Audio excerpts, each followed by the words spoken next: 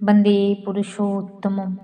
আপনাদের প্রতি প্রত্যেককেই স্বাগত, অভিনন্দন, প্রণাম, শ্রদ্ধা ও আনন্দিত জয়গুরু জানাই। আজকে আমি আলোচনা করব কু অভ্যাস নিয়ন্ত্রণ।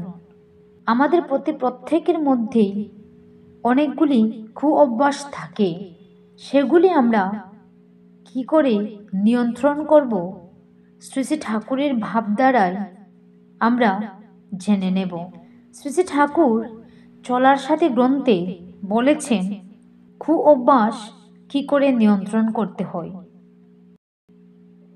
তোমার কোনো কু অভ্যাস কিংবা কাম, ক্রোধ ইত্যাদি যাহা তোমাকে দুর্বল ও ক্ষীণ করিতে চায়, তাহা যদি ত্যাগই করিতে চাও, যখনই তাহার সম্বেগ যে মুহূর্তে কার্যে রত করাইতে যাইতেছে, সেই মুহূর্তেই তাহা হইতে বিরত হইও, কিংবা সেই মুহূর্তে বিরত হইয়াই ওই সম্বেগকে এমন কোনো চিন্তা ও কর্মে নিয়োজিত করিও যাহা তোমার পক্ষে মঙ্গলপ্রদ, আর ইহা ততদিন পর্যন্ত চালাইও যতদিন ইহা তোমার সম্যক আয়ত্তের ভিতর না আসে।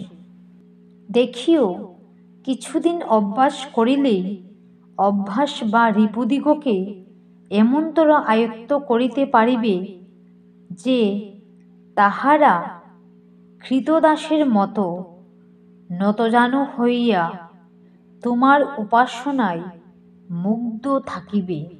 ইহা না করিয়া শুধু ত্যাগের চিন্তায় ত্যাগ তো করিতে পারিবেই না, বরং আরও আবিষ্ট হইয়া পড়িবে। বাণী সংখ্যা 170। জয়গুরু। সবাই ভালো থাকবেন, সুস্থ থাকবেন।